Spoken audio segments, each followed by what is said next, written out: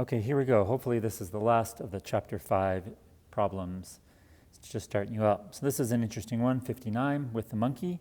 And it says the monkey is climbing up a massless rope over a massless tree limb. And you got the mass of this thing over here and so forth.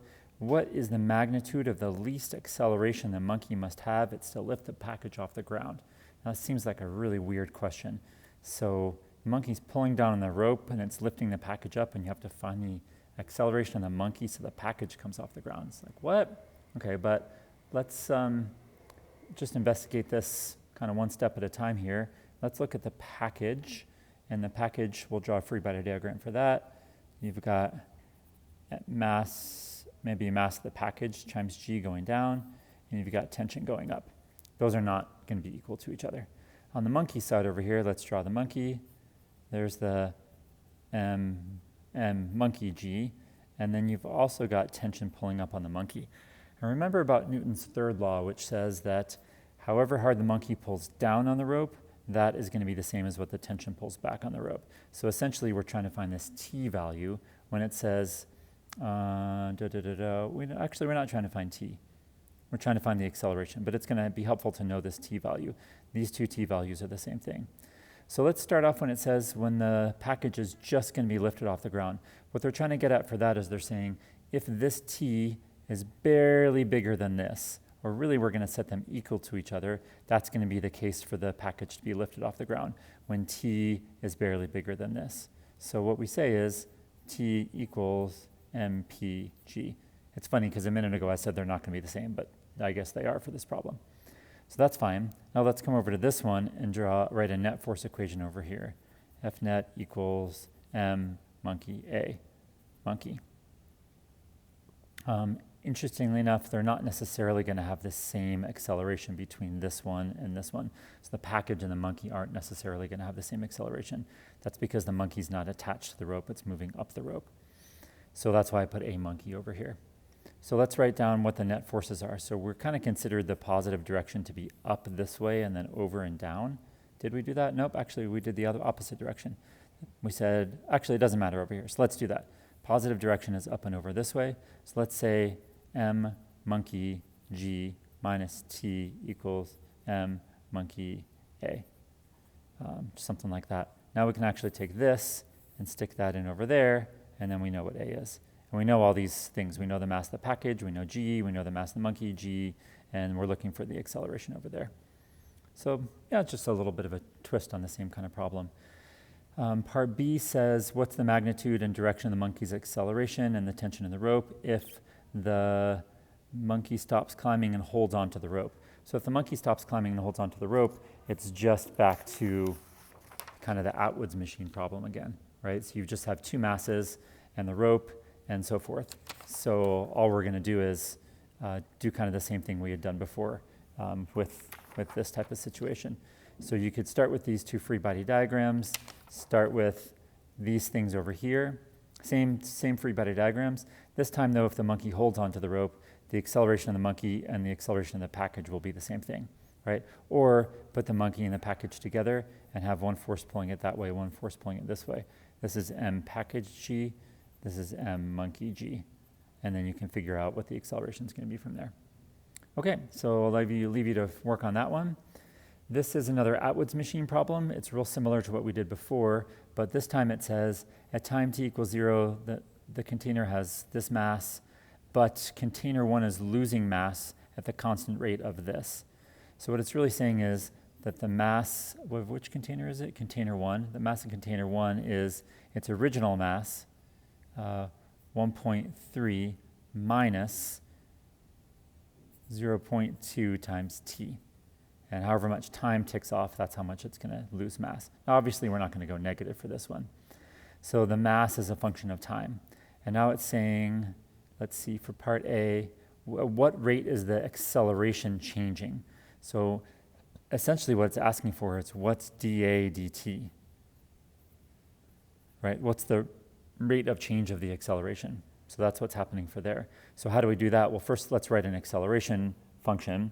Once again, it's the same Atwood's thing that we did before, and I'll write out the result of that should have been a equals I guess it depends on the direction you choose as positive and negative, but I'll choose positive as this way.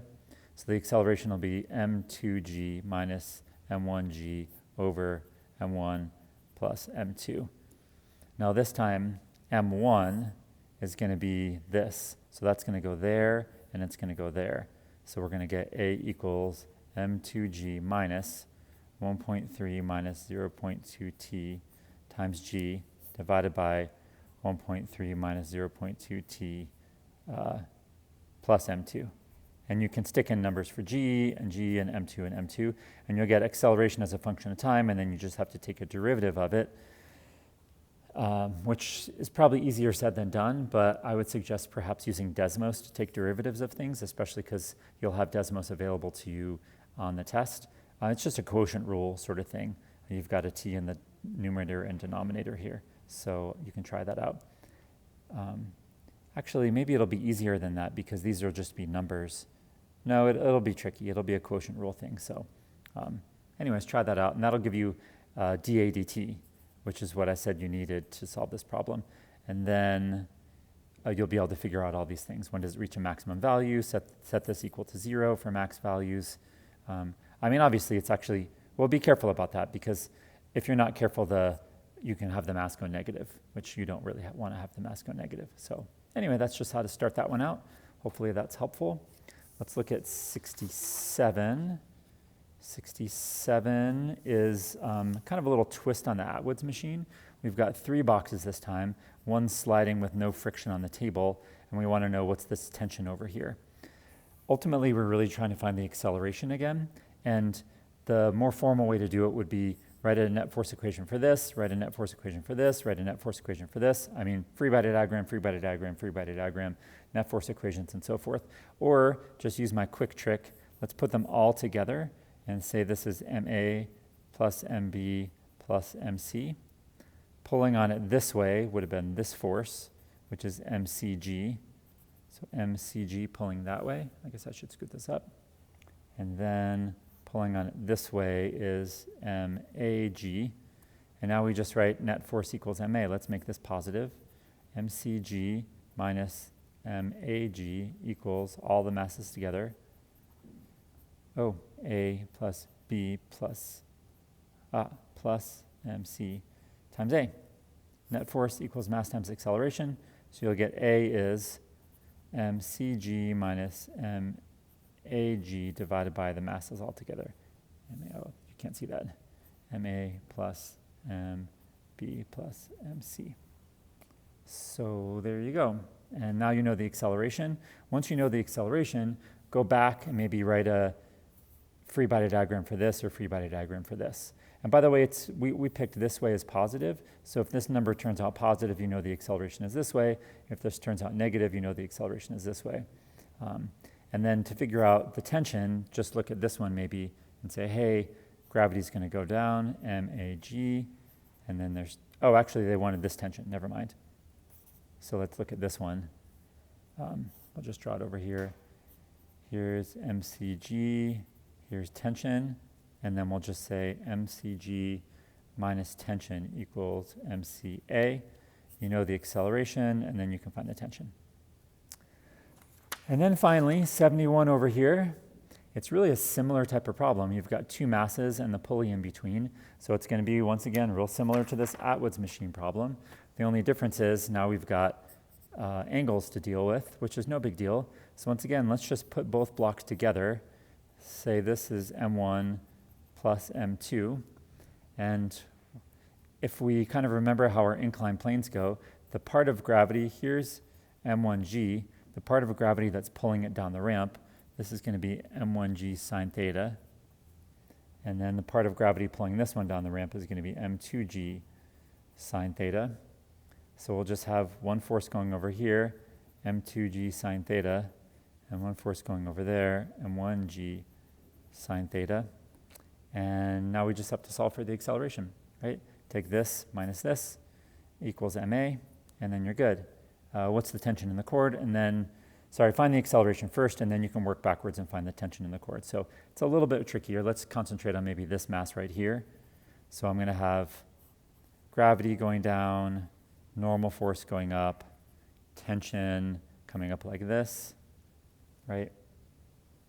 And what I really want to do to find the tension is, once again, I've broken down this gravity vector into pieces going this way and this way. This piece we already talked about, that's m1g sine theta. Theta 1, oh, I guess we should have angles here. Theta 1, theta 2, that's really important. And to find the tension, I'm going to have these two things, t minus m1g sine theta 1 is going to be m1a. Hopefully, from what I told you before, you figured out the acceleration. Now we just have to work backwards to figure out the tension. All right, hopefully that's helpful. Good luck.